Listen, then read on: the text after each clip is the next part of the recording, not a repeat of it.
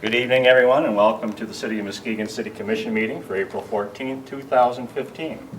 Before we begin the proceedings, I'd like to welcome up Mr. George Monroe of Evanston Avenue Baptist Church to lead us in prayer, and that will be followed by the Pledge of Allegiance. Mr. Monroe.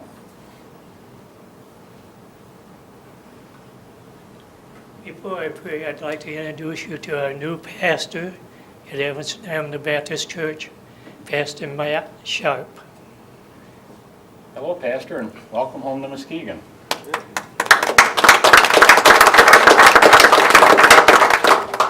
Shall we pray?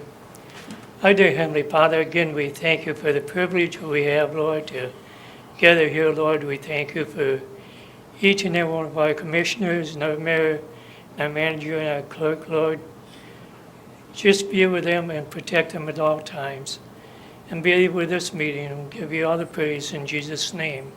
Amen. I pledge allegiance to the flag of the United States of America and to the republic for which it stands, one nation, under God, indivisible, with liberty and justice for all. Thank you, Mr. Monroe, and again, welcome Reverend Sharp.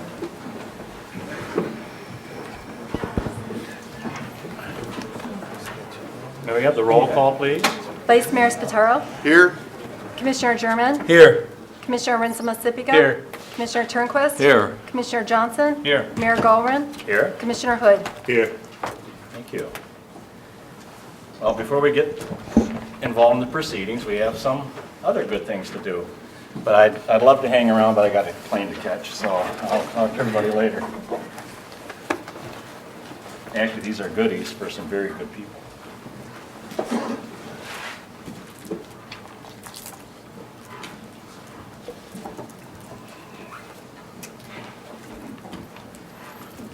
Could I have Mr. O'Reilly and Ms. Johnson step forward, please?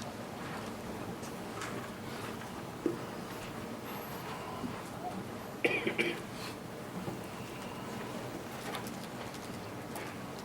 right on over here.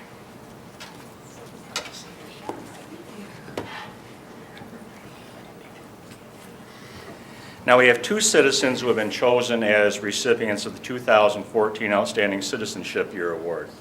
They're Andy O'Reilly and Charlotte Johnson. Now, Andy is described as a promoter, edifying, and trustworthy. Oh, I should use my radio voice. Maybe you can get your word out. Andy is self-declared. No, Andy's the self-declared mayor of Facebook, leading by example, and many people find his enthusiasm and dedication both inspiring and motivating. His humor, usually focused upon his own day-to-day antics, can put a smile on your face, even on the worst day. Andy's known as a longtime popular radio personality in West Michigan. He is involved in No More Sidelines and participated in their large fundraiser, Big Boys Toys of Muskegon. He has worked with the JCs and Old Newsies Goodfellows of Muskegon County. He has volunteered his time at the Sandy Corley Memorial Run by emceeing their concerts and raising awareness and funds for cancer research. He educates others by speaking to them on the struggles of addiction and mental health by sharing his own personal experiences. He entertains the fans at the Muskegon Lumberjacks game as the announcer, has served on the Planning Commission for Roosevelt Park, and most recently, he has been appointed as City Councilman in Roosevelt Park. Do you have your passport having come into? I got it. We'll get it later. Andy's a cheerleader from Muskegon. He never shies away from lavishing attention onto other deserving locals. And what do his supporters say? When Andy comes aboard to help with anything, you get all of him. And Andy has been able to help us by who he knows while downplaying what he knows. He leads by example, and many people find his enthusiasm and dedication both inspiring and motivating. Andy O'Reilly is deserving of the Outstanding Citizenship Award not only for his continued contributions to the community, but also for his heartfelt love of our community. Now, Andy and Charlotte were both given nice awards at the Rotary luncheon. Is that right, Ann? Yes, that's Okay. correct. So they'll get an additional little token of our. This is where we get the big check, right? Yeah, this is the. I'll let you use my credit card up to 100. Okay. Okay. Now, Charlotte Johnson is described as dedicated, committed, and loving. Charlotte shows a great deal of love and dedication to the McLaughlin neighborhood, Muskegon Public Schools, and the city of Muskegon. While many might choose to complain, they do. They do. Charlotte takes a different approach by living as an example, as a leader and a mentor of our youth. During Charlotte's years of employment with Community and Compass, she has served as neighborhood connector for neighborhoods, manager of Sacred Suds Community Center, coordinator for Catch Camp, that's a summer day camp, and developer and founder of an after-school center for academic excellence and the performing arts. Charlotte has an eager approach to life that serves her well wherever she works, studies, or plays. She seeks joy and hope in people. She is quick in learning and an incredible listener. Most of all, she has a passion to work with people who are in the midst of struggles to find a solution. Ms. Johnson is tireless, a hard worker who is committed to the Muskegon community. She sets the bar high and refuses to let challenges and disappointments win. She's a motivator who equips everyone around her with a big picture versus a vision for transformation and hope. She is solution-oriented and an inspiration to all that surround her. Charlotte is dedicated to our youth and our community. She has and continues to strive to make our community a better place for our children and citizens by being a positive role model to our youth. Her hard work, can-do attitude, and dedication make her an exemplary citizen and a very deserving recipient of the Outstanding Citizenship Award. And I have a debit card up to $100. But to these individuals, these great people that through their hearts and their spirit give so much to the community, we extend our thanks and our gratitude for who you are and what you do. Thank you very much. Thank you.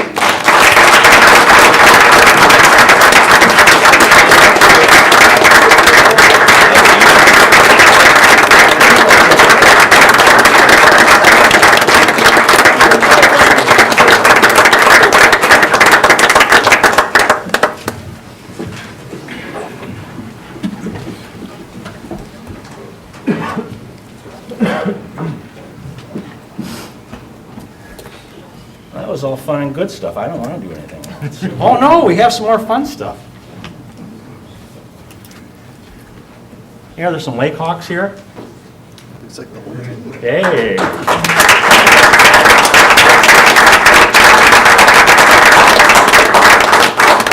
So, you'll be doing the presentation, Mr. Jenkins? Absolutely. Okay. Absolutely. And Coach, your general manager, Mr. Burris, joining you? Absolutely. Okay. Well, first thing I want to say is on behalf of the West Michigan Lake Hawks as COO and head coach and Mr. Jeff Burris, we want to say thank you all for everything that you all have done to help us be successful. We could not have done it, any of it, without you and your support. I want to say a special thanks, especially to Frank Peterson. I tell you, you guys don't understand the conversations or the talks. He made us feel very, very comfortable. I don't know if Kathy is anywhere around. Where is she? Somewhere in the back. There she is. Thank you so much. And to Ann as well. You all have been outstanding. What great support that we have right here in our very own city. I tell you, I've just been listening to a lot of things that the Grand Rapids Drive is trying to do, and I'm saying stay away from our city. Stay away. We have Muskegon under our own hands right now. We don't need the Drive coming, taking our fans, taking our people, taking our money to Grand Rapids at all. We don't need them going to Lansing, and we don't need them going to Holland. We can stay on that part of town. The West Michigan Lake Hawks can take care of our very own right here in Muskegon and Muskegon County. So I want to introduce our Lake Hawks basketball team as we present. It's not a whole lot, but it's from our heart. As you guys know, we finished in the top 12 in the nation. Once again, last year we finished number 14. Right now we finished in the top 12, and we won our Final Four, which was hosted here in West Michigan.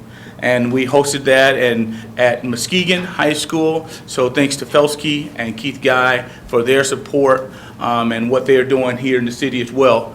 But I cannot say enough. So we have our autograph books that we wanted to make sure that each one of you have, because some of our guys, one of our guys he's played overseas and come back and looking to go back overseas again, and we don't know where these guys are going from this time forward. So you guys are going to have their personalized signature and the first Final Four championship series from the West Michigan Lake Hawks that's here in our very own city. So we want to make sure that every last one of you guys get this here, and I want to make sure that also that our players get a chance to shake every last one of your hands, because again, it's an honor and a privilege to know that we have the support from within. So at this time, I'm going to have the Lake Hawks, I want them to come for a brief second, and they're going to introduce themselves and their position, and I think one or two of them wanted to say something to you all as well. So, and then we'll go from there.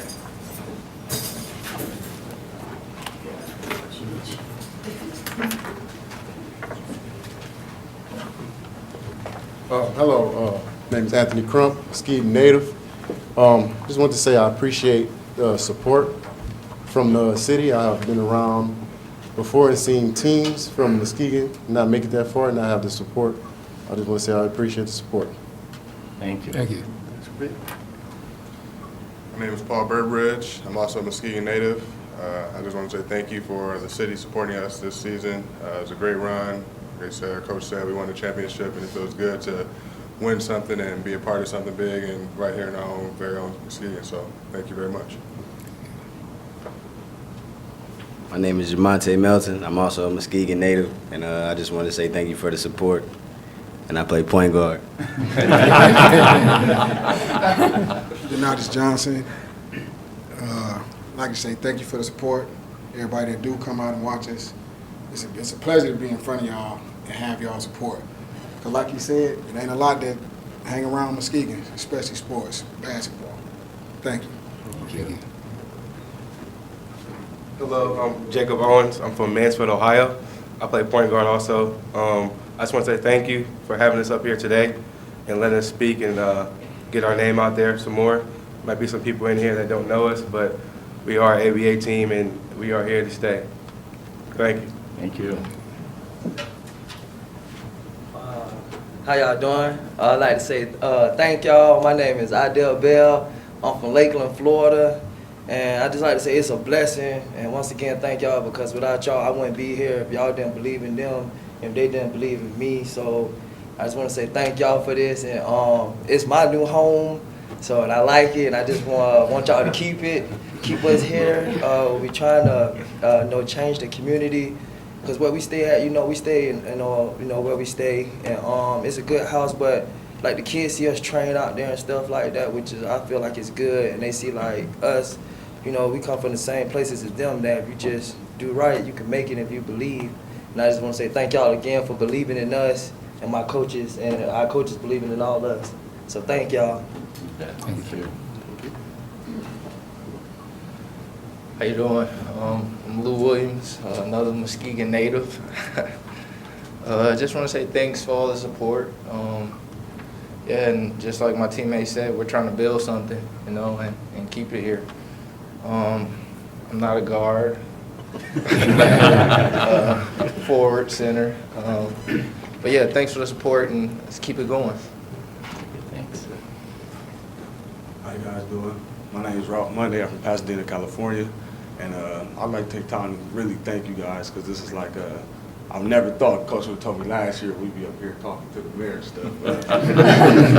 We was bringing a pro team that played at elementary school to now we can play, pretty much everywhere. And it's been a nice little journey to see us grow. I went from sleeping on his couch to now we go out here and, you know, play ball, win in Final Fours, got a ring, and it's, I love the fan base. You know, it's Muskegon is built to where it feels more personal when you're out there playing.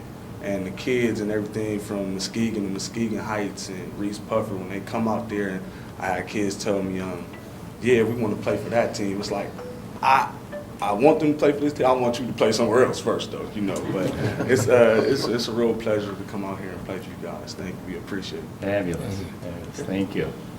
It's great to see.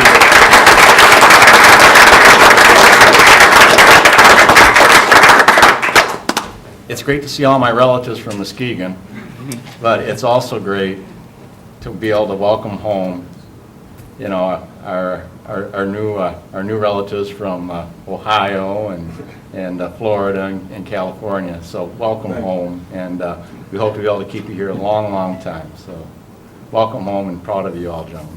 Thank you. So we're going to stay busy, but I also want to, I always say this about Jamonte Milton, because he's a double duty. He also serves in the reserves. And for him to serve our community and our states, it's just a privilege to have this young man. He stayed busy all year, plus doing school. He was actually taking classes and doing some things, and a lot of them are still taking some extra classes to get their master's or their bachelor's degrees to finish up some things. But Jamonte, step up. Great young man that's right here from our hometown. And I can't say enough about this young man, because when he's going to serve, he missed, we went down to Colorado, Denver, Colorado for our ESPN game, second season, and we served the ESPN, and he wasn't able to go, but he stayed in contact with us and just wanted to make sure, but he had a chance to finish up with us and get that, like he said, that Final Four ring that the West Michigan Lake Hawks will be wearing. You guys will see that real soon. It's a nice size ring that will be representing the Muskegon County. So I just really wanted you all to see what young men that we have right here in West Michigan. So Jamonte, thank you, man. All right.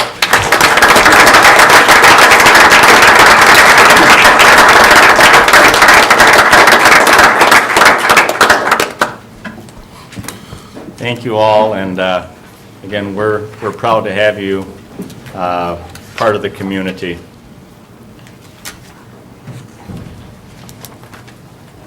May we have the consent agenda, please? Approval of minutes, City Clerk, summary request to approve minutes of the March 28, 2015 City Commission meeting. Staff recommendation, approval of the minutes. National Bike to Work Week resolution, City Clerk, summary request. The City Commission is asked to adopt the resolution supporting National Bike to Work Week, June 15th through June 19th, 2015. Staff recommendation to approve the resolution. Request to fly the Norwegian flag, City Clerk. Summary request. Sons of Norway are requesting permission to fly the Norwegian flag at City Hall beginning Friday, May 15th at 9 a.m. through the weekend, to be taken down the morning of Monday, May 18th, 2015, in honor of Norway's Constitution Day, Independence Day, which falls on Sunday, May 17, 2015. Staff recommendation, approval of the request. PA 422 of 2014, Cemetery Perpetual Care Fund, Finance, summary request. Public Act 422 of 2014, which was signed by the governor, allows a municipality that has a municipally owned cemetery to establish and maintain an irrevocable endowment and perpetual care fund as a component fund within a community foundation by entering into an irrevocable agreement with the community foundation. Staff recommendation, approval of the City of Muskegon Cemetery Perpetual Care Fund agreement with the Community Foundation for Muskegon County. Rick's Sticks Pronto Pups and Rick's Sticks Eat concession contract for the City of Muskegon Parks Department of Public Works. Summary request. Staff is asking permission to enter into a one-year contractual agreement with Ralph Rick Payne III of Rick's Sticks Pronto Pups, Rick's Beach Eats at various City of Muskegon Parks facilities located within the City of Muskegon, and as determined by staff, to sell Pronto Pups and various other food items from 2 mobile trucks. Concessionaire is also requesting that a 50-foot interval distance between vendors be considered. Staff recommendation, authorize DPW staff to enter into concession agreement with Ralph Rick Payne III of Rick's Sticks Pronto Pups, Rick's Beach Eats. 2015-2016 water treatment sodium hypochlorite bids, Department of Public Works. Summary request. Recommend endorsement of lowest responsible bidder to supply sodium hypochlorite for the water filtration plant. Staff recommendation. Staff recommends the mayor and city commission endorse the low bid received and allow staff to enter into an agreement with Alexander Chemical for sodium hypochlorite for 1 year beginning April 14, 2015. Permanent traffic control order. Install a permanent stop sign at Indiana Avenue and Harbor Town Circle per traffic control work order 17/2015. Department of Public Works. Summary request. Authorize staff to install a permanent stop sign at the southwest corner of Indiana Avenue and Harbor Town Circle per traffic control work order number 17. Staff recommendation. Authorize DPW staff to install a stop sign at Indiana Avenue and Harbor Town Circle per traffic control work order number 17/2015. 2015 pavement marking program, Department of Public Works. A summary request. Staff is requesting permission to enter into a 1-year contractual agreement with Michigan Pavement Marking of Wyoming, Michigan for centerline painting and advanced pavement marking of West Olive, Michigan for special pavement markings. This contract bid was awarded by the Muskegon County Road Commission and for local agencies in the Muskegon County Pavement Marking Group to enter into with MPM and APM, with each member billed separately by MPM and APM for painting services requested. Staff recommendation, approve the request to enter into a 1-year contract with Michigan Pavement Markings for centerline painting and advanced pavement markings for special pavement markings. Aggregates, highway maintenance materials, and concrete, Department of Public Works. Summary request. Award bid to supply H132FA limestone chip blend to Verplank Trucking Company. Award bid to supply road slag to Verplank Trucking Company. Award bid to supply road gravel to Yellow Rose Transport. Award bid to supply Silvax patching material to Unique Paving Materials. Award bid to crack sealant to Surface Coatings. Award bid to supply bituminous products, base and top, to Asphalt Paving Incorporated. Award bid to supply AE90 asphalt emulsions to Bitmap Products. Award bid to supply screened topsoil to Accurate Excavators. Award bid to supply 2NS sand to Yellow Rose Transport. Award bid to supply fill sand to Accurate Excavators. Award bid to supply 7-sack mixed concrete to Port City Ready Mix. Award supply of calcium chloride, 38% road brine, and 32% winter salting to Great Lakes Chloride. Staff recommendation, recommend approval of bids as outlined in summary request. Police SUVs, Department of Public Works equipment, summary request. The Equipment Division is seeking permission to purchase 2 police interceptors SUVs to replace current units that are due retirement based on years of service and mileage.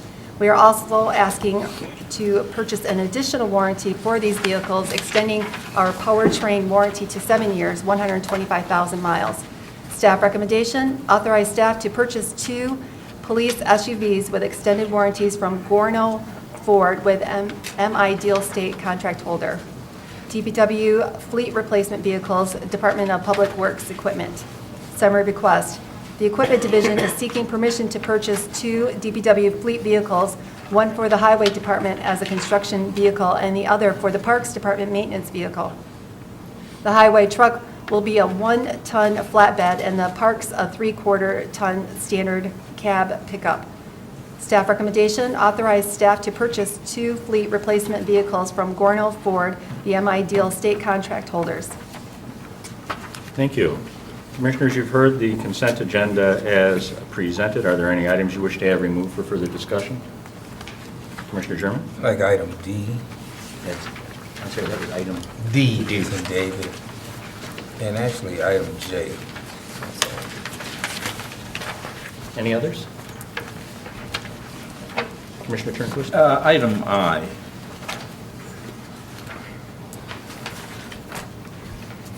So it'd be D, I, and J, correct? Yes. Okay. Commissioner Johnson? I move to approve the consent agenda minus items D, J, and I. Second. It's been moved by Commissioner Johnson, seconded by Commissioner Rinsma-Sabenga to Accept the consent agenda as presented minus items D, I, and J. Any discussion?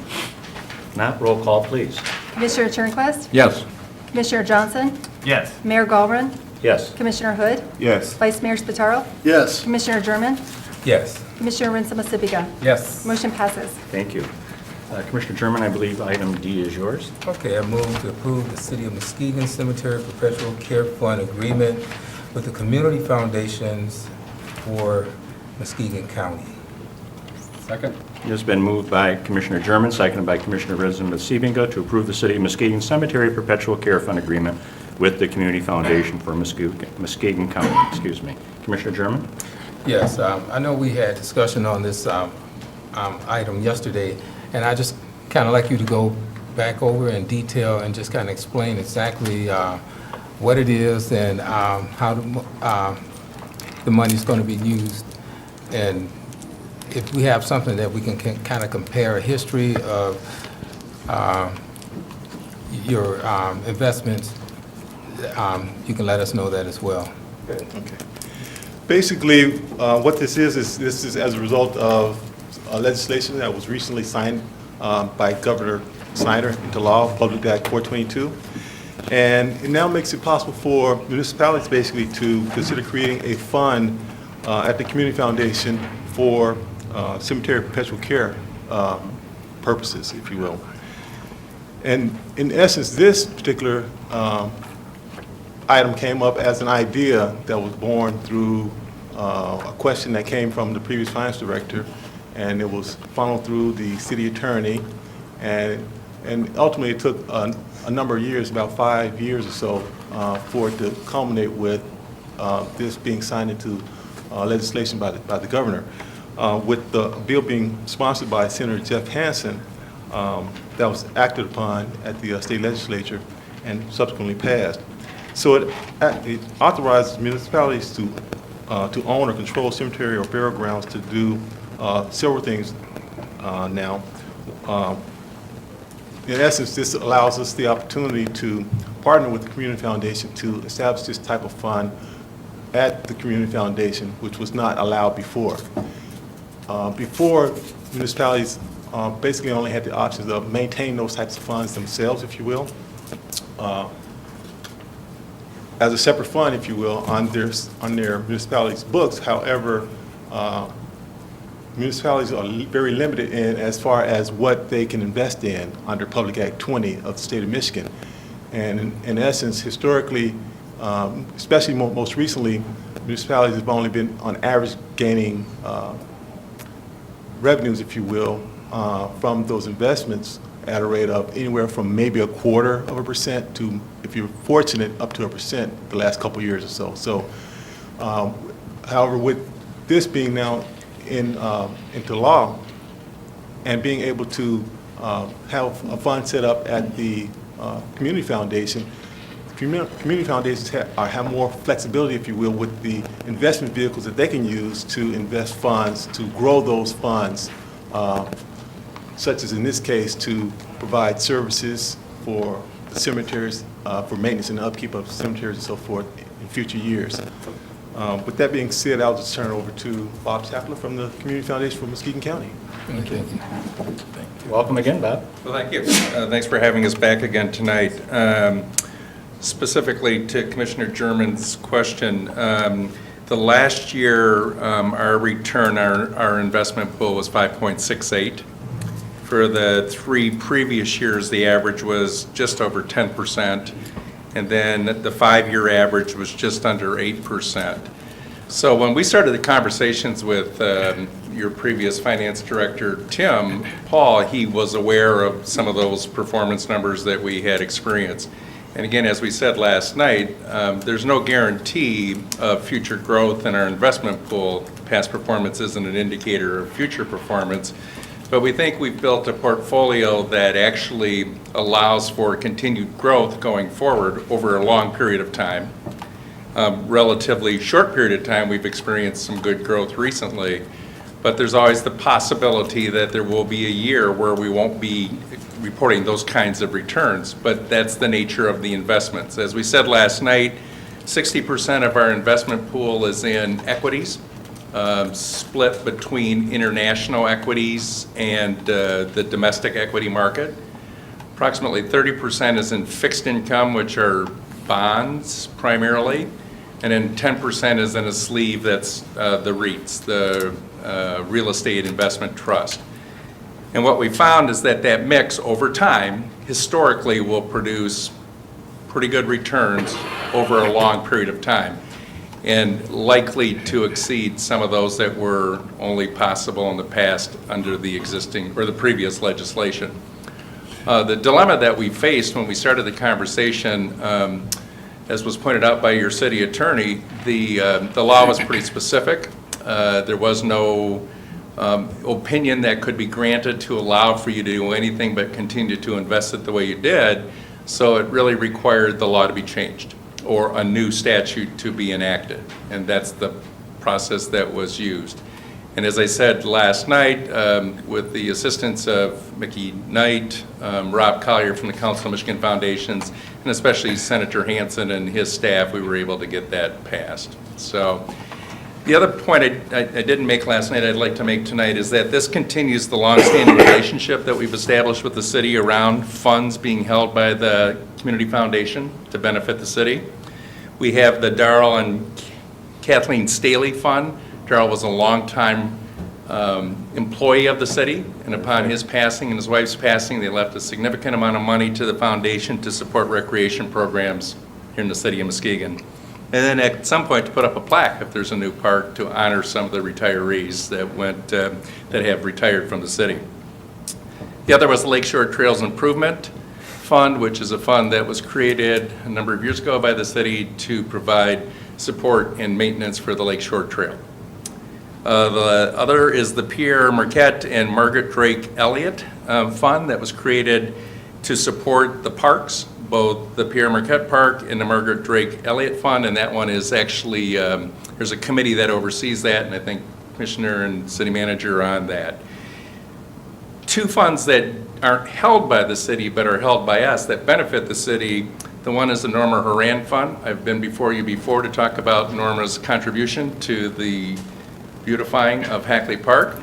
I think we can all see what the benefit has been over the last couple of years of Norma doing that. And by the way, she's on her way back from Florida in a couple of weeks, and she's excited to see the park and in its glory in the spring, which it's going to be magnificent. And then most recently, the Hackley Park Stage Fund. Our good friends at Parties in the Park are raising monies. We're holding those monies until they get enough money raised to support the building of that park, which you have approved. In talking to Norma, I want to let you know she really appreciates that approval.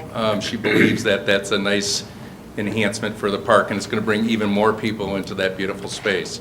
So we believe that the legislation that was signed by the governor at the end of the session supports this relationship that we have built with the city over the years, and we'll continue to support that. Yes, sir. We have one more to add to the list. One of the oldest, most esteemed funds. Just coming to that. The Julia Hackley. Indeed. And the Julia Hackley Fund goes back, 93, I think is when it came over. That one, come on up and tell a story. Do you want to do that? Yeah, because Heidi she actually works with the committee. Heidi, come, tell the story. Yeah, you all met yesterday, the Julia Hackley Committee, but and I've been involved with it just a little bit. But the great part about that story is we all know what a philanthropist Charles Hackley was. Well, Julia Hackley actually left a significant sum of money to the city of Muskegon to care for the poor of the city when she passed away many years ago. The city held that fund for a number of years, but I believe it was in 1993 it transferred a few $100,000 to the Community Foundation to be held as the Julia Hackley Memorial Fund to continue to benefit the poor of the city of Muskegon, as it always had. But I don't know, do we have the numbers? Sorry, I don't have the exact numbers on that, but I think they were shared with the Julia Hackley Committee yesterday. But in the time that we have held that fund at the Community Foundation, the balance of the fund has grown to, I think, around $800,000. And in that same amount of time, an equal amount of money has been paid out in the form of grants to organizations who are doing work to help the poor in the city. And the balance has continued to grow. So that's the beauty of endowment and of longstanding relationships and of being able to invest in something that will allow for growth, so that that fund has continued to give back more than it originally started with, when she left it to the city. So It's a story we like to tell because it's a perfect example of what happens when an endowment is created, and over time, through reasonable investment of the money, you will see that kind of growth, but still be able to give so much back to the community. Commissioner German, I hope I have answered your question. Well, actually, yeah, and I can see that it's pretty well diversified because, like you said, you didn't mention that yesterday. And I guess my concern was, how the money was going to be invested. We talked about, where you actually targeted for those specific investments. Now, my question to the, I guess the commissioner, exactly how much money are we talking about? Are we talking about $1 million? Yes. Okay. Okay. Yes, All right. sir. And what exactly is the rate of return right now, and how is that money? Is that money just sitting in a bank, just drawing what? Interest? Currently, it's sitting between bank and deposit account with the bank and or some government-backed securities. Okay. So it's in cash and investments currently, and CDs? well, Sort of. yeah. T-bills? Just basically the current rate of return that we're seeing between the bank savings account, if you will, and the government-backed investments like T-bills, for example. It's just ranging between maybe 1/4% to 1.5% roughly. So not very much being gained there over the last couple of years or so, by way of interest as it stands currently. Okay, all right, thank you. I'm just looking at the point of view, $1 million, that's a lot of money. And to, vote on something like that, but not knowing the exact details would make anyone hesitant. So, yeah, you basically clarified and shedded some light on, the purpose of this whole ordeal. So thank you. We've had many people over the years entrust us with their generosity, and so a lot of the information that I shared with you tonight is available on our website. We post it every time we get new information about our investments. So you can go there at any time and see where the money is invested. Our investment committee is looking at it every other month, Chris? Quarterly. So quarterly, and if there's need for any adjustments, they will make those, but it's pretty much, they're in the business of trying to mediate against and mitigate against any wild swings in our portfolio. So we think they're doing a pretty good job of that with the mix as it is. And you're doing a great job with the Julia Hackley Fund and our others. And it's a great story. And with the money entrusted to the Community Foundation since the 1960s. Yeah. Our Community Foundation has quite a storied history in and of itself with the service it's given to this community and how it's grown their funds on a per capita basis. I still think that we're probably in one of the top 12 community foundations in the United States. And that's something that Chris and the staff can be proud of, and I think we all can be proud of as citizens of this county, seeing as how many of the citizens of this county are, directing their shekels to the good stewardship of the folks down there at the corner of Western and Third. So thank you. Anything else, commissioners? Commissioner Johnson? The Community Foundation certainly has been good stewards of the funds they have, and the Community Foundation overall has been a great asset to our community, as have the funds that have. And I trust given this as being a perpetual care fund with a very long-term horizon, even when you have your dips in the market, it's going to average out and have a higher rate of return, likely expect a higher rate of return than if we stick it in just cash or T-bills. So it's helpful that we're essentially going to be able to get more bang for our buck over the long term. My only question, I noticed, but the fee at 0.5%, and it's going to be reviewed annually. My only concern there is realizing that it's an irrevocable agreement, and if I doubt the community foundation would jack it up to 2, 3, 5%, essentially diminishing the real rate of returns. But what recourse would we have if that were to happen, being an irrevocable trust? And how are you assessing what fee to charge on an annual basis for the fund? The administrative fee. Yep, the fees that are generated that support our administration come from the over 1,200 funds that we have. So we're spreading it over those 1,200 funds. The 0.5% that we would be charging the city is the smallest amount that we charge any fund that we currently have a relationship with. There is a possibility as the fund grows, if it gets to a little higher level, we might be able to even lessen that, because we might be able to incorporate a sliding scale, but the 0.5% is the beginning point. In the years that I've been working at the foundation, the years that Chris has been working at the foundation, we haven't touched that fee because we haven't had to. Mm-hmm. Because actually what we're doing, commissioners, we're growing our foundation not through kicking up the fees, but by growing the number of funds that we've had. Yeah. So I think in the last 10 years, we've created hundreds of funds, and that's what's generating that growth, not having to adjust those fees. So, thank you. I think you guys are doing magnificent work in our community, and I really appreciate all that you guys do and all the funds that you are good shepherds of. So I trust the Community Foundation. Anything else, gentlemen? Thank you very much. Roll call, please. Mayor Gallman? Yes. Commissioner Hood? Yes. Vice Mayor Spataro? Yes. Commissioner German? Yes. Commissioner Rinsema-Sibiga? Yes. Commissioner Turnquist? Yes. Commissioner Johnson? Yes. Motion passes. Thank you. Thank you. Item I is Commissioner Turnquist. That was me. That's you. This just came while I was sitting here. I move that we recommend approval of the bids as outlined in the summary of request. Second? Was that Commissioner German? It was moved by Commissioner Turnquist, seconded by Commissioner German, to recommend approval of bids as outlined in the summary request for the aggregates, highway maintenance materials, and concrete. Commissioner Turnquist. My crazy question probably is for you, Mohammed. Is there any chance that some of these suppliers are taking some product off of the Sappy property and transferring that history downtown? Any of the suppliers that we're using, do you think some of those piles may come down because of our reconstruction? We don't know. You wouldn't expect me to answer that question with Yes, a I yes would. on TV, would you?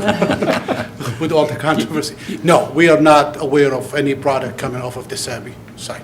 No, sir. It was a hope.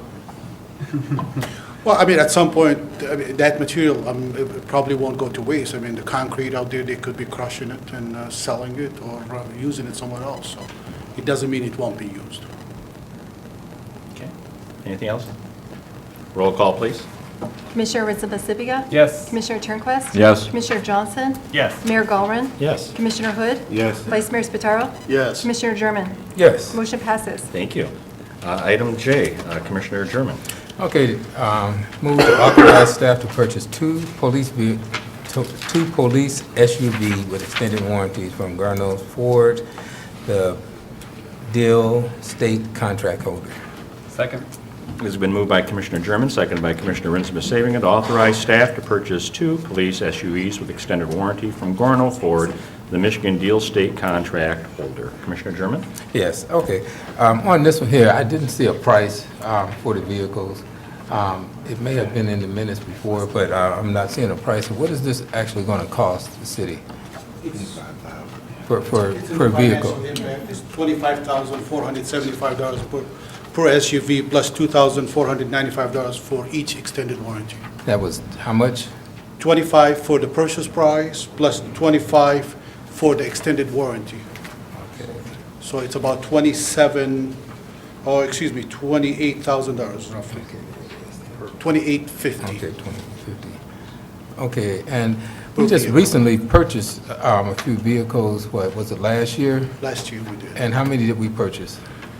Now, Last those year- was SUVs also, right? We purchased, no, the SUVs were purchased, I want to say 2013, Mrs. Markowski's last was 2013. commission, 13. Mhm. Yeah. In 2014, we purchased Caprices, Okay, cars. okay. And you see an actual general need to purchase these vehicles right away, or is this something Yes. that could actually? What we have them on mileage and years of service. When we reach those two, which is 115,000 miles plus 4.5 years, then those vehicles need to be replaced. We can't just keep them because we need our police officers to have the best that we can afford. Thank you, sir. You're welcome. Anything else, gentlemen? Commissioner Turnquist? Since it was brought up, is it our practice to buy extended warranties for our police vehicles? We have not in the past. This is our first experience with them. And because of the price that those guys offered us, and they're taking us to 125,000 miles, and without knowing, because really not too many people have had experience with the SUVs in particular. I think the first year was last year when they introduced the SUVs. So not too much experience with them at higher mileage. So we're taking a shot at the $2,500 instead of having to need a transmission or an engine, if you will, before it hits the 115,000 miles. I think it's a good idea to buy it, and that's why we're bringing it and recommending it to you. I've never been a fan of extended warranties, but if you think it's a good idea, it's got to be good. Oh, God bless you. I love Very good. Okay. Thank you, Mohammed. Roll call, please. Mayor Gallren? Yes. Commissioner Hood? Yes. Vice Mayor Spataro? Yes. Commissioner German? Yes. Commissioner Rinsema-Sibiga? Yes. Commissioner Turnquist? Yes. Commissioner Johnson? Yes. Motion passes. Thank you. New business, item A. Approval of sale of city-owned home at 1581 Division, Community Neighborhood Services. Summary request to approve the resolution and instruct the Community Neighborhood Services Department to complete the sales transaction between Ashley Nagelkirk for the rehabilitated home at 1581 Division, which is part of the city's home program. Ms. Nagelkirk purchase price for the home is $74,500. Staff recommendation to approve the resolution and direct the CNS staff to complete the sale. Vice Mayor? Thank you, Your Honor. I would move that we approve the resolution and direct the CNS staff to complete the sale of the home at 1581 Division. Second.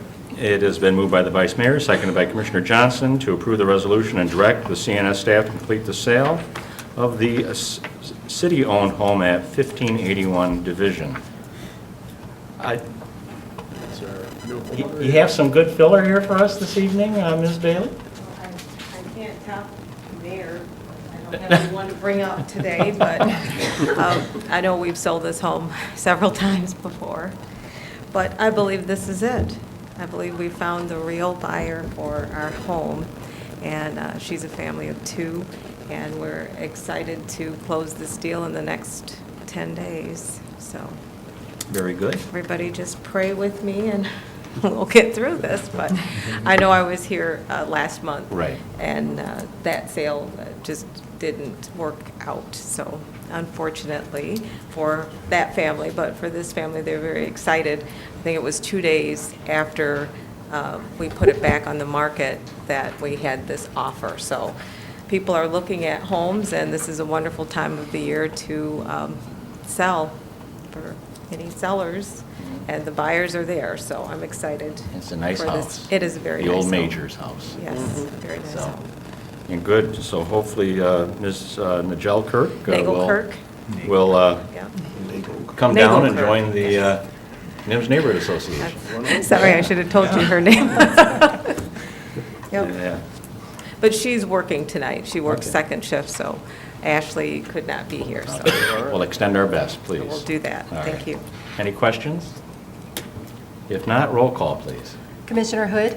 Yes. Vice Mayor Spataro? Yes. Commissioner German? Yes. Commissioner Rinsema-Sibiga? Yes. Commissioner Turnquist? Yes. Commissioner Johnson? Yes. Mayor Gallren? Yes. Motion passes. Thank you. Item B, please. Public Relations Fund Budget Adjustment. City Clerk, summary request. Improving the city's image has been made a priority over the last 2 budget cycles. As such, many staff hours have been dedicated to working with key stakeholders to develop a plan to help change public perception. Many of our partner stakeholders have committed to fundraising for these types of activities. As the summer tourist season approaches, city staff and key stakeholders identified a number of new capital investments that we would like to undertake, 2 of which we are seeking approval for today: the installation of welcoming banners on light poles throughout the downtown, and the redesign of the logo and color scheme used on many city advertisements, vehicles, buildings, paperwork, etc. Staff recommendation: increase the public relations budget by $40,000 and authorize the city clerk to purchase and install new banners downtown and to work with Revel to design a new city logo.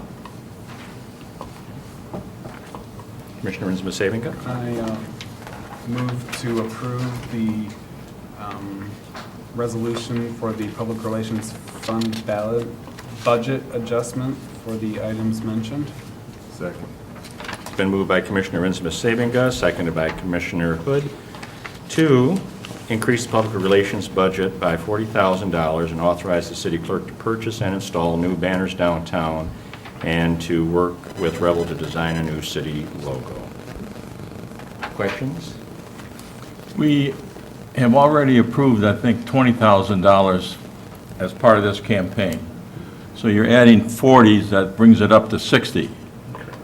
And I'm all for whatever we can do for the city. My question and concern, when you start redesigning the logo for a corporation or city, you know, the design of it is one thing. The implementation on all of our vehicles, stationery, and everything else is a big expense.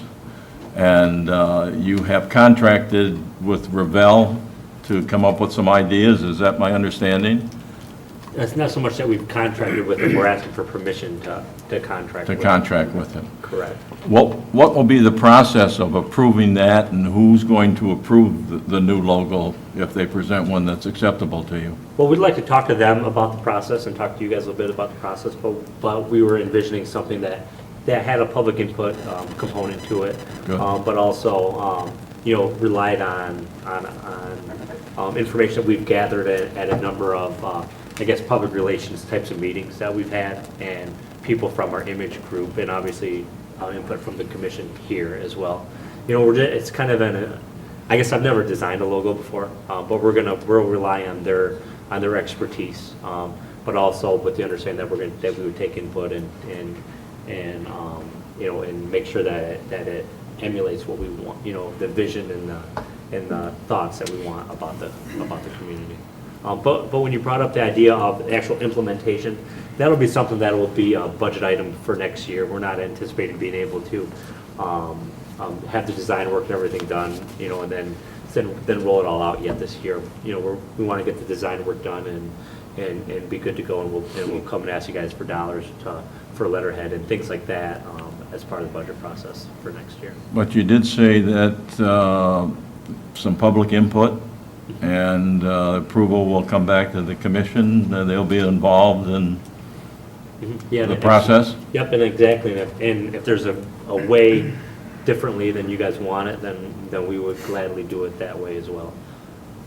But this is really about I guess in my mind, the concept of getting somebody involved to help us design this new look or start this the new process. Logo. Yeah, correct. Vice Mayor. One.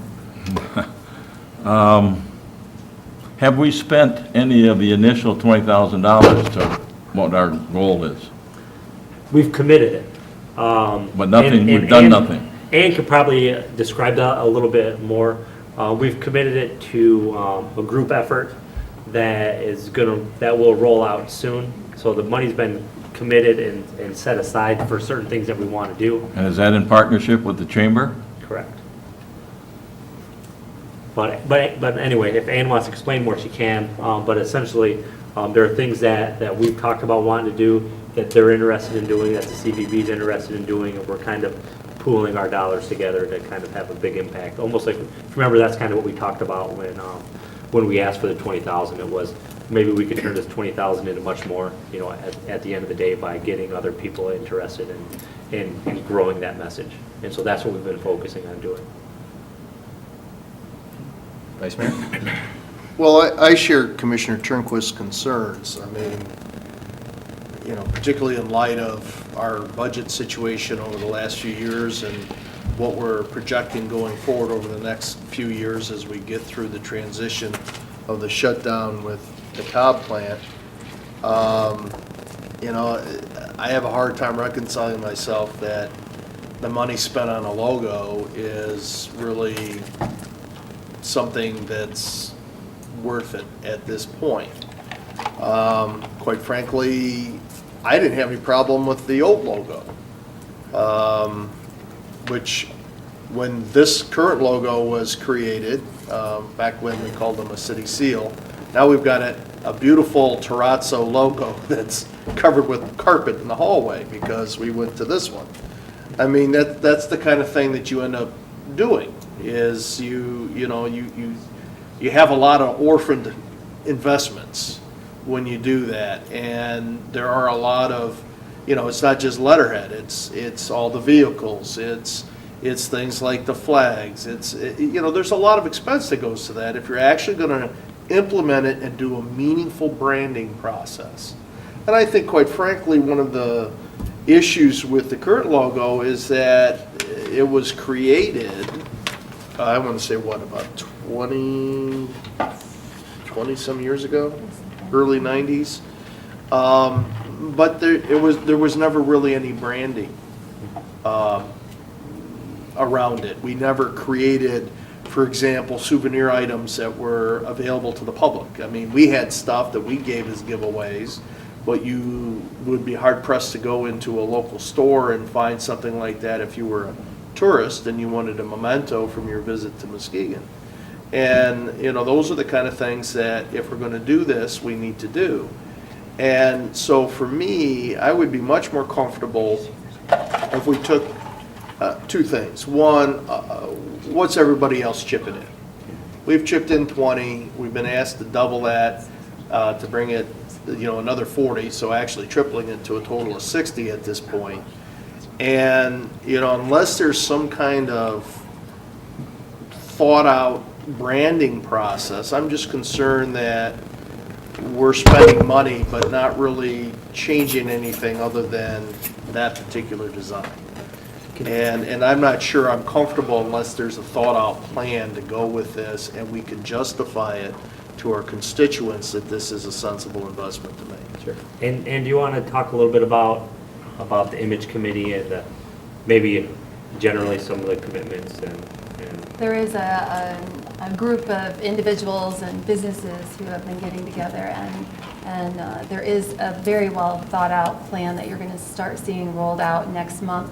There are funds committed to it, much bigger than ourselves, but right now we're trying not to let that information, we want it to come and make an impact on the community. So it's something that we've been rolling out. We've had a few image committee where we've invited the public, and there are a couple more coming that we have scheduled, one at the end of this month, and then on the April 28th, and again in May we'll have another one. And several of the commissioners have been able to attend that as well. It's going to include, you know, as we talked about before, banners all in our downtown area and the lakeside area. I don't want to give away too much of the details, but there's some fun, exciting things happening, more so than I've ever seen in my tenure with the city, and it is a branding process. Commissioner Turnquist? You know, going back concerning the expense, tripling it from $20,000 to $60,000, and a part of that is a logo, which will have no benefit or effect on what we're trying to do in the next calendar year, this year, to improve our image and bring excitement and that type of thing. even if you came up with a great logo, you would not be able to implement that in this campaign. But, you know, I kind of envisioned originally that we're going to spend some money, we're going to do some things, the flags on the lamp posts and things like that. And we saw a presentation, you know, at that time they talked about loving Muskegon and that type of thing, which people recognize because it's already out there. But that type of thing and dressing up our city and working on the image, I'm not sure that a new logo really fits into that for immediate action. I guess I would just push back a little bit. I think for the logo part is $7,500 of this Correct. package. So, and the implementation, you know, there's nothing planned. A lot of the stuff I think gets replaced as, you know, you need it, it's on consumables, so, you know, flags wear out, you know, business cards get used up.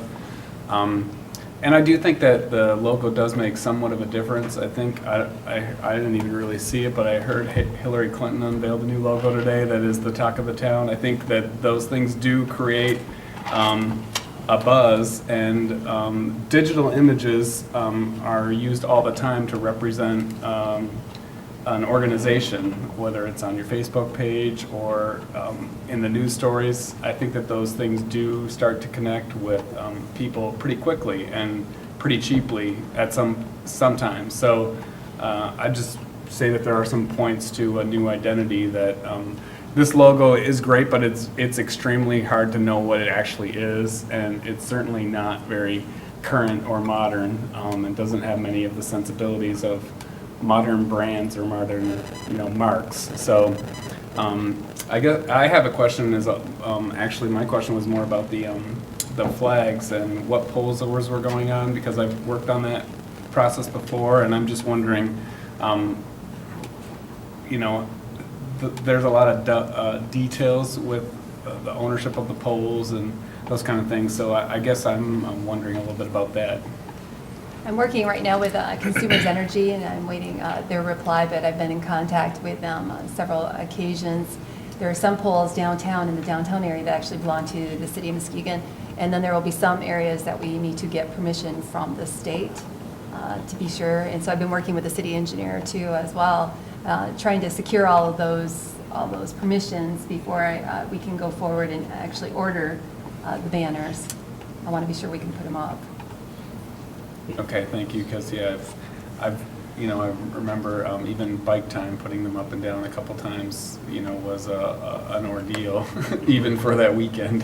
Sure. So, again, I think that those things do make a difference, and people notice them when they're in our downtown. That's why, you know, established businesses invest money in them and put them up, because they know it works. So, I guess I'm generally supportive of the idea. I guess my question, excuse me. Okay, my question is, I guess the overall image. What are you trying to accomplish? You know, when we say changing the image of more or less a advertising, branding, people coming into Muskegon, visitors, doing tourism and stuff like that. But will the overall effect solve the issues that image that how people look at Muskegon with, you know, the blight, the you know, need for jobs, crime and stuff like that? You know, how can we focus on that to make that logo or that image, you know, coincide with that? Yeah, correct. And actually, and you guys probably know this, I mean, you said, you know, we worked hard to set the goals, right, that we set over the last couple of years, and working on those things were key. You know, we've got, you know, from a blight standpoint, you know, we're working pretty hard on addressing that, from you know, addressing blight as a way to improve our image. Jeff and his crew are working really hard on addressing crime as a way to improve our image. You know, Kathy and her groups are working very hard on addressing jobs as a way to improve our image. nice thing about having Ann is her and her crew are working really hard on community engagement and the actual image on paper and what we're projecting out there in press releases and just that marketability of our community to improve our image. So it's not that we're just saying, hey, we're gonna come up with a logo or put up banners to improve our image. Everybody's kind of everybody's doing their part to improve that image. But here today, we're talking about, a project that we're having Ann work on, but the other division heads and the other staff are definitely working on image from all those different aspects, because we recognize that it's not a silver bullet. Addressing crime, for example, isn't going to make people feel safer by itself, because we got to get the message out too, also that, hey, this is a safe place to be, this is a good place to invest, and this is just kind of all part of that. And in addition to that, the investment, and like I said, it's hard because we're working with other people with their investments in that are saying, hey, wait, we don't want to make our investment known quite yet until we're ready to unveil it. So, you hear us say, well, we're not ready to tell you this or tell you that. But the cool thing is the modest amount that we gave, which was still a lot for our community, $20,000 or another $40,000, is turning into additional private investment from our business owners and even from people that own businesses in communities that aren't in Muskegon, and even from potential neighboring cities that are saying, hey, those banners that have your saying on it, we think we want to put those in our city too, because we believe in what you're saying and we like the message. And that's the cool thing, that this kind of thing is really starting to get some legs under it in accomplishing. And it's that they're seeing that we're starting to, I should say starting to, we're seeing that we're willing to invest in it, we're willing to show that we care, and it's helping them understand that, hey, maybe I should put a little bit into it too, and they are. And that's kind of the exciting thing about it, is we take a little bit of money, a little bit of our own money, we put it out there and we're showing, and it's convincing other people to make similar, if not bigger, investments than what we were making. And people that don't really have to invest in our community, but they want to, because they feel the same way about it that we do. If there's one thing I can add, having sat through a couple of meetings, in the image push isn't just directed at, let's say, our concept of a tourism push. It's really focused internally as well. It's helping us see ourselves in our best light. So, the campaign is twofold. It's about, building that positive self-concept, because we have so much positive here, as well then as being able to stand up and shining that out to people outside of the city of Muskegon, Greater Muskegon, Muskegon County. And maybe that's where the visitor element comes in, from there. But it's multi-pronged and multi-agency and multi-individual interaction, and I think it'll gain legs. I really do. Well, it has. It has. There's a big push, and where we talk about branding and marketability and stuff like that. Nobody involved in this is just throwing up glossies and merely banners, because nobody involved in this is looking at throwing up a Potemkin village. The real thing here is, how do we get out, because there is a lack on the part of media of getting out the good stuff in this town. You can't find it. It's not on your doorstep anymore. It's glossed over, and typically what you do see is the worst stuff, and never the positive stuff. Whether it's an over 50% drop in crime over the past 25 years. No violent street crime in the past going on 20 months. The coverage that we've gotten nationally for being one of the top 5 comeback so-called dead cities in the United States. And I'm getting those emails nationally saying, hey, we've seen Muskegon here.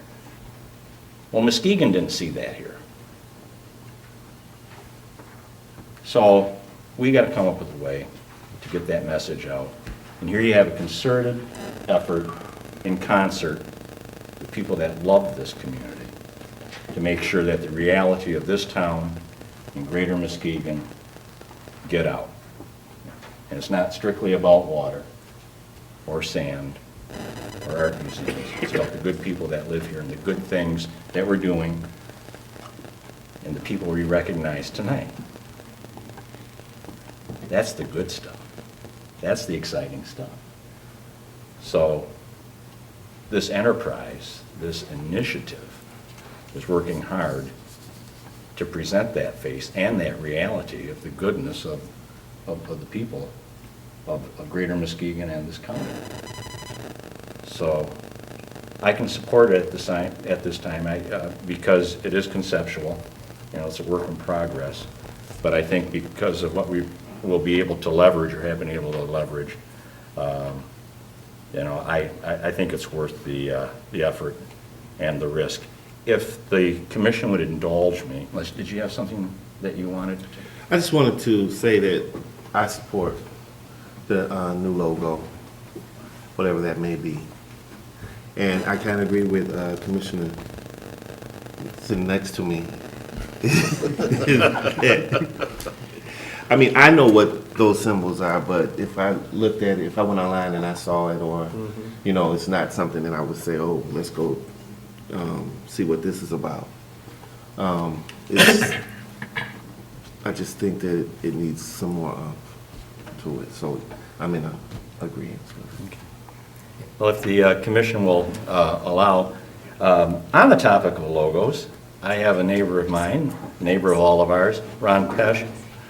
You wanted to make a comment on this, and of course, as the city manager stated, that we will be engaging the community through the process. But please, Ron, if you... Yeah, I'm Ron Pesch. I live on Lakeshore Drive. I saw the article in the paper concerning this, and really, I look at this as two things, and probably should be separated into two issues. One being banners to brighten up the town, and the second would be the branding side of things, redesigning the logo. Separate those into two events because they really are. As you stated, there are many more dollars involved in rebranding, changing out the logos that we see in this room and outside this room, if we come up with a new brand for the city of Muskegon. I'm certainly not opposed to that idea. My question, and I think the thing that is being missed here, is this in reality is a wonderful opportunity for the city of Muskegon to promote itself by going outside the idea of handing this off to Rebel for $7,500, nothing against those folks, but instead of handing them that contract to create a logo, take this beyond that and open it up to the public at large, both in the city and beyond the city, if we can accomplish that, and say, what would you do to create a new logo for Muskegon? It can probably be done for a fraction of that cost. Offer, I'm just throwing out a number, $1,000 prize to if a logo is selected, and turn loose the creative artists and designers that we have in the city and outside the city to see what they would come up with. Give them some specifications. It's got to be designed in the form of a square. There may be other specifications, one color versus multicolor, whatever it is. Lay those out as the rules and then open it up and share that with the public at large. The city of Muskegon is opening up to the world at large the opportunity to show us your talent and create a new logo. The thing that I see is that we that live in Muskegon have perceptions of our town. But there's a whole universe of people that have visited our city, that are ambassadors for our city because they've come here and they see it through eyes that don't see it every day. It would be rather interesting to see what they perceive that as. Take those skills and tap into it. There's high school kids that know Illustrator better than, people that do it for a living because they have time on their hands. There's college students that do the same thing. There's independent designers out there and artists that may have some ideas. On top of Revell, there's RCP, there's Fine Line Creative, there's Graphic House in town. There's, I think, a host of other places that should be part of that process. But take that and then turn that into something that can be advertised on television, that can be advertised on Facebook, that can be out there in social media saying, would you like this chance to show us your talents, to show us what you can do? Because the city of Muskegon's looking for a new brand, something that reflects what we are. We're no longer the city that has the odor that came from a paper mill. We're no longer a city that has a waterfront that's covered with heavy industry. You know it, show us what you can do. And so my suggestion on this process is to separate those two things. There's nothing wrong with putting banners downtown. I've certainly had that process in the past, tied to the Buster Keaton events that I've worked with. It's a nice addition. But the redesign and the rebranding of the city of Muskegon should really be separated out of this and looked at individually. And like I say, I think it's a chance that the commission should really look at in a little more detail outside the image committee and say, how could we turn this into something that we're going to gain more exposure on than just simply handing off a contract to somebody and say, redesign it. Oh yeah, here's 15 designs. We like this one. The city says they like this one. This is what we're going with. Turn it into an opportunity to advertise this town. Thank you. Thank you, Rand. I like his idea, and we'd also get a lot of press coverage, positive press coverage, going to the schools, going to MCC, going to Baker. We've got a lot of talent in this town, and I'd rather see it done that way than going to an outside source that doesn't understand our city. Well, they are part of the city. They're their Revell? business right here, yeah. Okay. Yeah, Yeah. they're right downtown. They're downtown, they're hometown people. I don't know who was first here, but I guess, Howard. okay.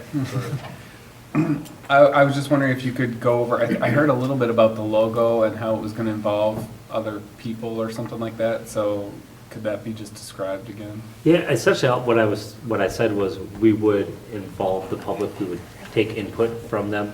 I'm not against having a process like Ron described. I don't think that that's bad or good, or I don't know. Like I said, I've never done a logo before, but we fully expected to be able to take input from the image committee, right? From business owners, from residents, from the commissioners as we went through the process, whether it was with Revel or potentially if it would have been with one of the other ones you mentioned up there, or with the community organization. And I guess I'd just follow up. I think Revel's been involved in a number of public image campaigns on behalf of public entities. I think they did the watershed one last year that the county did with Windsor Dick. Anyways, I just think that they have experience doing focus groups and trying to get the public involved. So I'm assuming that would be those kind of strategies would be used. Yeah, and if I could say, it wasn't that we didn't just like say select them or pick them as our vendor of choice when we came to you. There was rationale behind it. They did work with us pro bono on a project that we asked them to look into. They volunteered and they came up with an amazing design that's just gotten got legs underneath it. And when we talked about, does it make sense to do a logo at the same time? To us it did, and it also made sense to use that same designer that brought us what we really, really liked for this particular campaign, and that's why we thought it made sense to utilize their service. We were very happy with what they brought us. We tested it out to our image committee and potential donors and things like that. They loved it. They liked it a lot. It spoke to them and it spoke to us, and it just made sense that we try to build on that with the same mindset, with the same group of minds that live in Muskegon, that work in Muskegon, that think about Muskegon, that do public campaigns. It made a whole lot of sense to us to keep that momentum going. Vice Mayor? Well, I'm on this, I'm taking a little different tack than what we were just hearing, because my concern with spending money on a new logo is that we'd spend money on a new logo and it'd sit there. I mean, if you're gonna spend the money, you have to integrate it into a coordinated branding campaign. And, and quite honestly, while that kind of public process where you're asking for people to send unsolicited things, there can be some room for that, but ultimately you need people who know what they're doing to craft a branding campaign.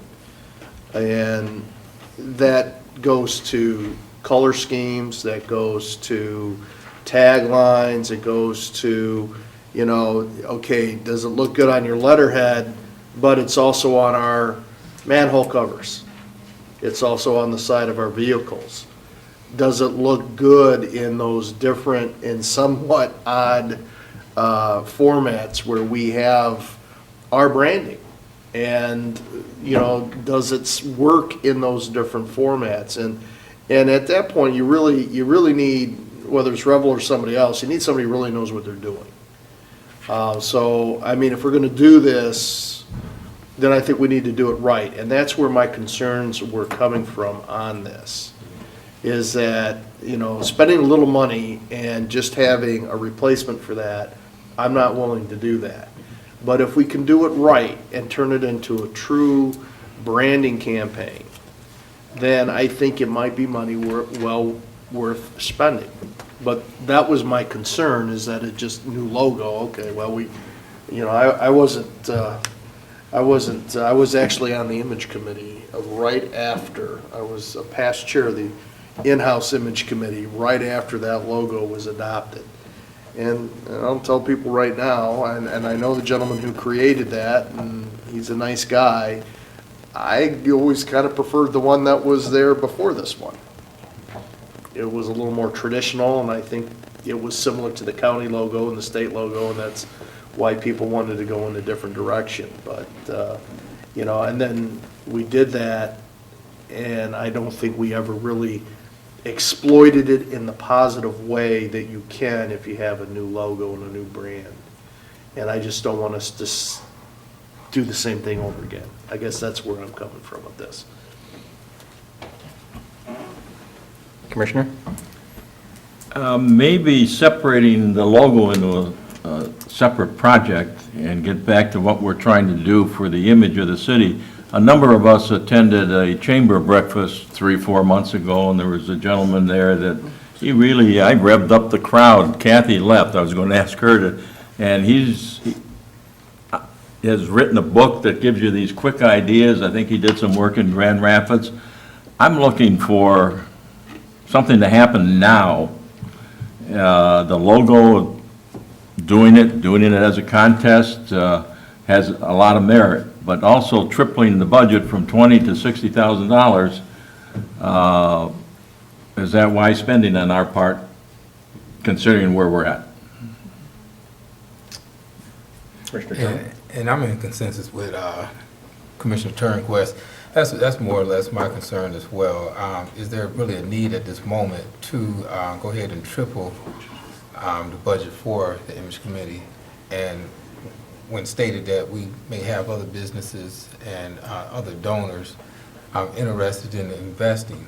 The concept with Vice Mayor Spataro, when doing a corporate identity to reflect our city and our image, you definitely want professionals to do that. Now, I do welcome engagement of the community and to get their input. So I really think community engagement is very important as well. But I'm just kind of torn between, increasing this $40,000 to this budget now, or could this possibly be something that may wait till later? We may not even need that. If we get other, businesses and companies, aboard, while we're reaching out to the community. So it may not even be a need for that, to increase the budget. Yeah. I did want to say that one of the reasons why we do have the donors and people are coming forward and businesses is because they're encouraged by the city's participation, and the city is not only willing to talk about it and show interest in it, we're actually putting our dollars out there, and that really gathered their attention. I think if we now withdrew that, we would lose that momentum. I honestly do. Yeah, and I agree with you. The $20,000 that they have now, and I'm looking at, taxpayers' dollars, how is it best being spent? And, I don't think most of the citizens would have a problem with, the image, but, at what cost?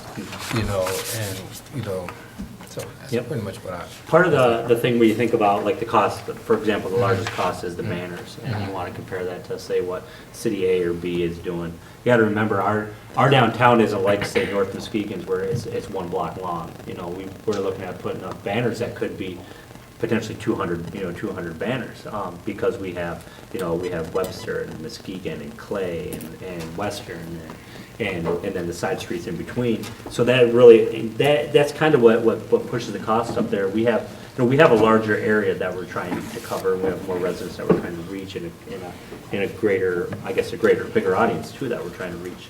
And that kind of makes that cost grow. It's not all, I don't want to say it's all fluffy stuff. A lot of those poles have banner hangers on them, right, but they haven't had banners on them in a number of years. And that's just like, that's the image that we're trying to say, wait a minute, it's not that we're not the city, the only city around here that's got banner poles with no banners on them because we can't afford to put banners on them. We want to put them on there. We want people to feel welcomed in the downtown and to see that we care enough about it to do those small things. And it was kind of like when we went and did the business improvement district. I know that wasn't an easy conversation to have, but we were showing we were interested in being part of that. We wanted to put our dollars into it too, right? We committed to keeping our dollars in there, and the businesses will put their dollars in eventually. And so it's all about that, putting our money together and showing that we're all equally committed to the investment. And so it's not easy, right? It's hard when finances are tight to pick anything other than core services and say we're investing in them.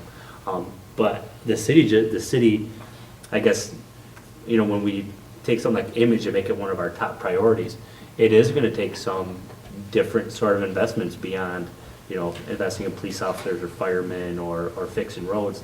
There are other little things that might seem like extras or add-on or arbitrary at the end of the day, but they're not. They really add to that, to the value of the community, to the image of the community, to what we're pushing out there to people, to what they think about the downtown. And there are some things that we could say we don't want to spend or do want to spend on, but I think the biggest expense in here, which are the banners, I think those are key, because they're what actually get that image out there to people. It's the piece of canvas that's going to have it written on it, and it's going to be in their face 200 times when they're in the downtown visiting us, reminding them that this is the place to be. This is downtown Muskegon. And this is where for like whatever, this is where you're going to spend your money and spend your time. But it's hard. I definitely understand that it's hard to say let's watch our money but invest in this that's different than what we're used to investing in. But we made image a top priority, and it's shown up twice now, 2 years in a row. Mm-hmm. And we're trying to, I guess, make sure that we're doing our best to project it out there for you guys.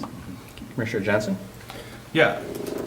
As the city manager just indicated, image improvement and building has been a top goal of ours for the past couple of years, and pursuing that is multifaceted, from fighting blight in our neighborhoods to bolstering community policing, to attracting businesses and trying to grow our local businesses, and there's a branding aspect of it. And we initiated this, and it created buzz and excitement amongst neighboring municipalities and other agencies in our community and outside of it. And I think it's important for us to take that next step to reinforce our commitment to improving our image, not only so that the people of Muskegon have a better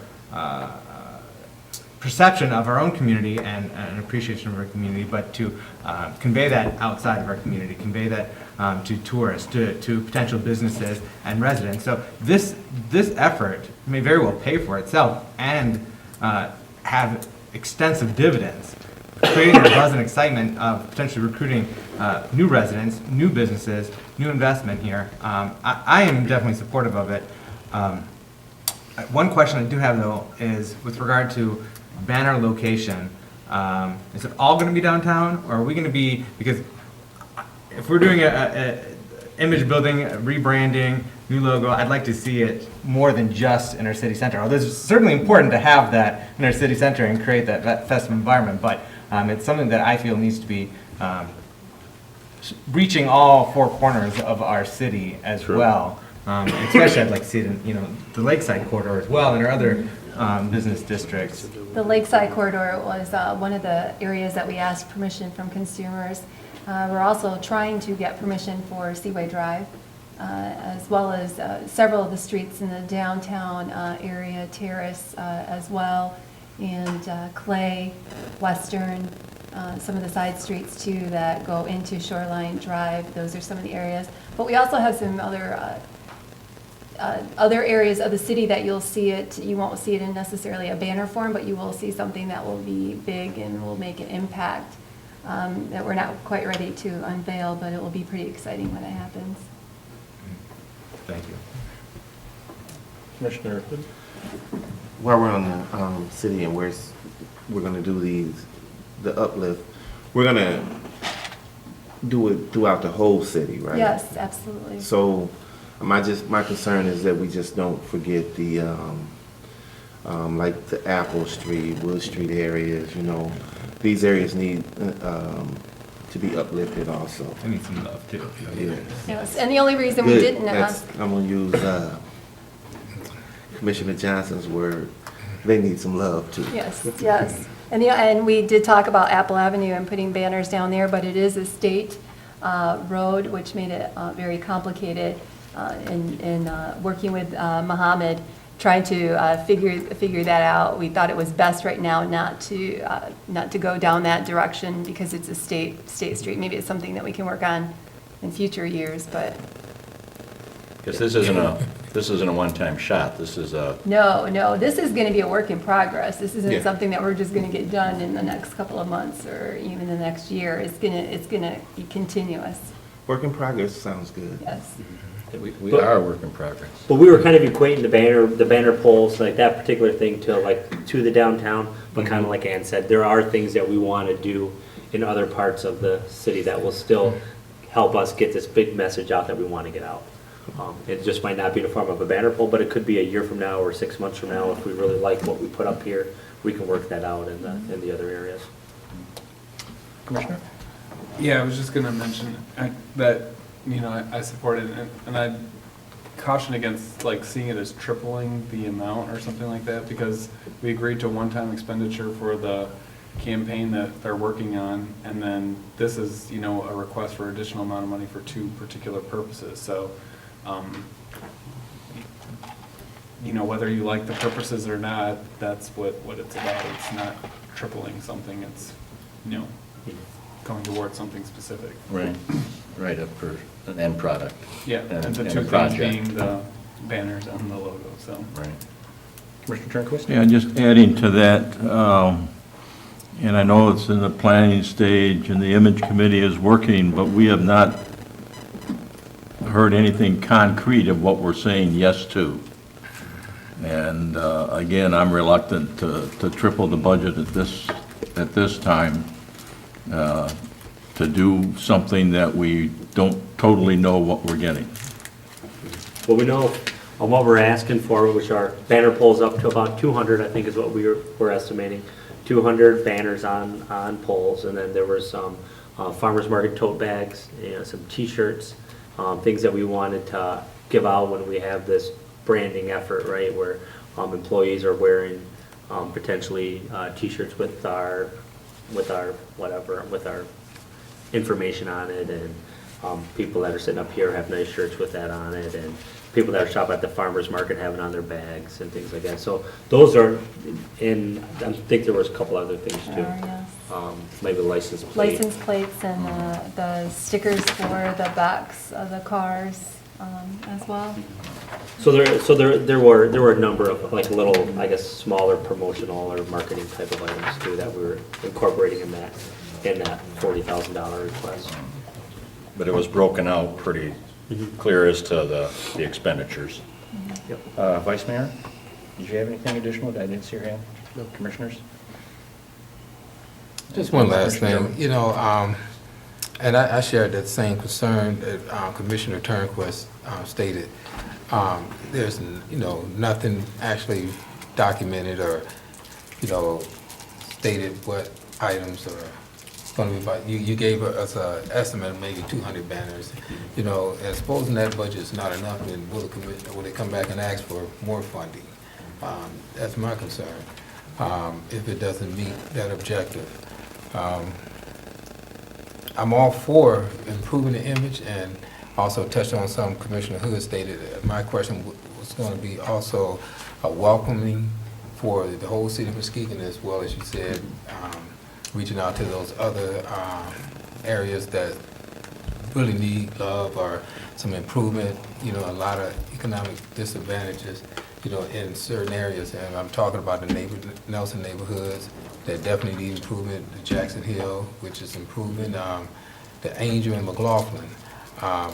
When you say improvement, I'm looking at improving the city of Muskegon. Yeah. You know, not just a segment, you know, and we already have tension, you know, when it talks about, you know, segregation in, you know, certain areas and, you know, social classes. So if this could actually be a bridge to bridge those communities and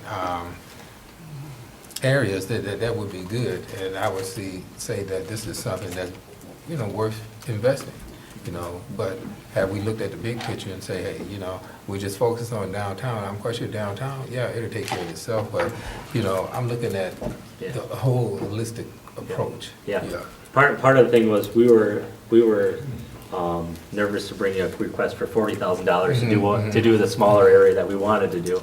I was worried that if I came to you with enough to, you know, the blanket the whole city, you know, then I might not even get the small, you know, the portion of the city that, you know. So we were willing to take it in chunks, right, and work our way to that. But eventually, yeah, have the working on, obviously focus on the image citywide, and sometimes we can focus in certain areas, and sometimes make sure we hit those other areas too. And don't forget what the manager was saying. He let out not with banners. He let out with our services. He let out with our initiatives when it came to light fight, community policing, and those services. And those are the most important thing. But as we all know, a lot of times people don't recognize those. They don't see them necessarily, even though they're the most important. But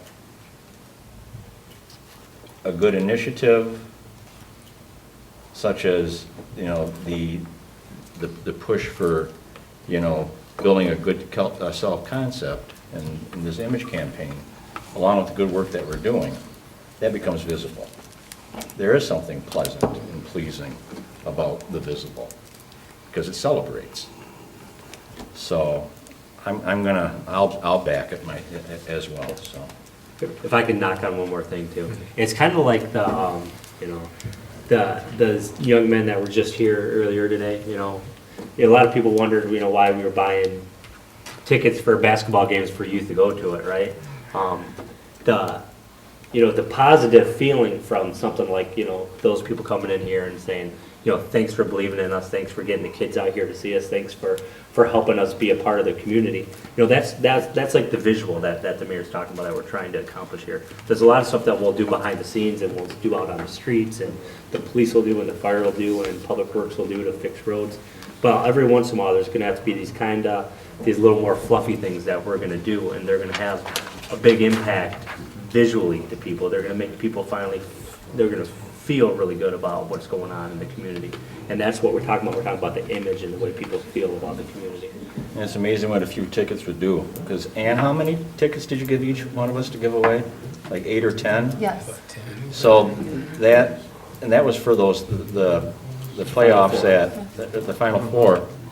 And so I went in to get a gallon of milk, and I had to put it away at Wesco, because I didn't want it to go sour, because I went in and I gave all those tickets away at Wesco in line, and people just didn't say thanks and leave. They wanted to talk. Oh, you're the mayor? Why are you guys doing this? I said, well, it's compliments of, you know, of your fellow citizens and the commission and the staff at City Hall. And they were just tickled. And, you know, to be able to spend an hour and then get a call from my wife wondering where the heck I went, because I went for a gallon of milk, but I was kicking it with my friends and neighbors at Wesco as I was handing out, you know, the tickets. I think that does make an impact. It was a wonderful experience. It impacted me. It was fun. It was fun to spend that time with those folks. Anything else, gentlemen? Just one more thing. Sure. When, you know, if this is approved and, you know, you've done an excellent job, Frank, I'd like to say that also personally, you know, because, you know, we've had, you know, one-on-ones and talked, and, you know, I like your passion, your vision, and, you know, I can honestly say that. And, but when it comes to, you know, money like this, how transparent will it be? Yeah, very transparent. Obviously, these dollars will be spent just like any other dollars that we spend. They'll go through the same processes that they normally go through. The only thing that we've been kind of like, I don't want to even say veiled on, is that we've got this cool concept that we want to roll out, and we've got people that are donating to it, and they want to make a big splash with it. So they're saying, hey, let's make a big splash with it. Let's not, if we tell everybody what it's going to look like, then they won't show up when we, they might not show up when we unveil it. So they want to get people excited, get people thinking about what it's going to look like, and then show it to them all in one day. We want to get you talking, and obviously we are. So. Right. That's important. Yeah. But, so the concept in that, and what it actually says, that might be something that we might be veiled on, but how we spend the money, absolutely not. The dollars will be spent above board and with our normal processes and policies, just as they normally are. Okay. Roll call, please. Vice Mayor Spataro? Yes. Commissioner German? Yes. Commissioner Rinsema-Sipica? Yes. Commissioner Turnquist? No. Commissioner Johnson? Yes. Mayor Gallren? Yes. Commissioner Hood? Yes. Motion passes. Thank you. Item C, please. City MDOT Agreement, Henry Street Construction, Sherman to Hackley Engineering. Summary request. Approve the contract with MDOT for the Henry Street construction between Sherman and Hackley, and approve the resolution authorizing the mayor and city clerk to sign the contract. Staff recommendation, approve the contract and resolution, authorize the mayor and clerk to sign both. Commissioner Johnson? I move to approve the contract and resolution and authorize the mayor and clerk to sign both. Second. Second and third. Willie, you've had three. Yeah, did it? Okay. It has been moved by Commissioner Johnson, seconded by the Vice Mayor, third by Commissioner German, to approve the contract and resolution, authorize the mayor and clerk to sign. This is regarding the MDOT agreement on Henry Street construction, Sherman to Hackley.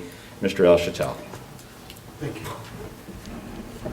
The reason this item was not on the consent agenda is to make you aware that the bids in the agreement that you see before you, I think it estimates the construction at $802,000, I believe. And the bids came in Friday, I think last Friday, and they were $908,000, and that's why we felt that we needed to make you aware of it.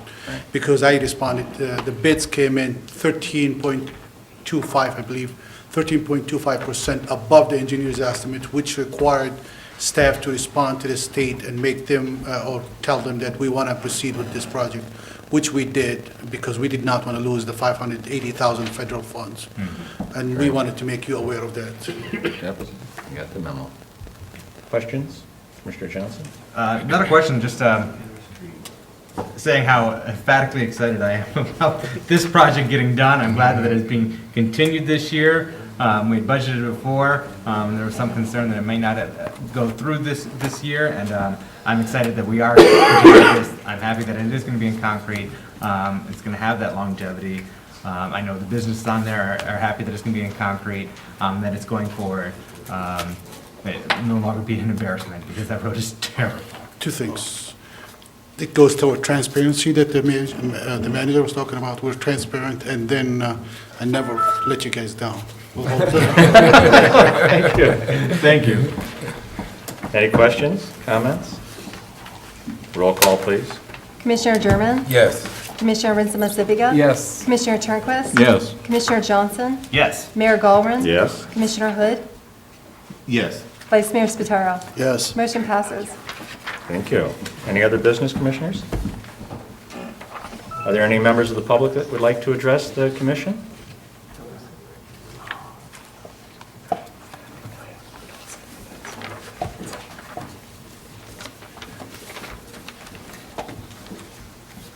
And if we could just add your name and address, sir? My name is Fred Sherman. I live at 1249 Peck Street, Muskegon, Michigan. Basically, I'm on the corner of Peck and Strong. Thank you.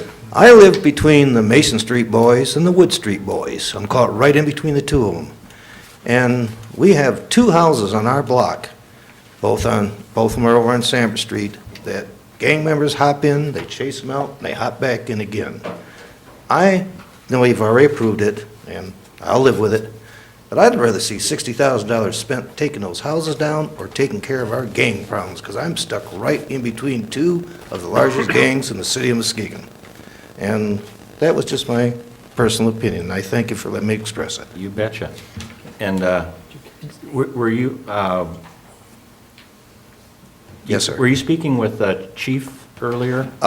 We're going to talk about that at the next one, because I'm with the Abate Motorcycle Okay. Organization. It's got to do with about enforcement for endorsements on motorcycle riders. Okay, because if we could just leave your name and a contact number and the, if you know those particular addresses or the general area, Yes. We'll address it. Thank you. We'll get. What I was talking about the chief was what completely different thing that our Okay. organization was working Okay, with. very good. All right. Thank you. Thank you. Is there anyone else in the audience this evening? If not, Commissioner Hood. I move to adjourn. Second. It has been moved by Commissioner Hood, seconded by Commissioner Johnson, and the Vice Mayor piped in too, to adjourn. All in favor? Aye. Then let's go have dinner.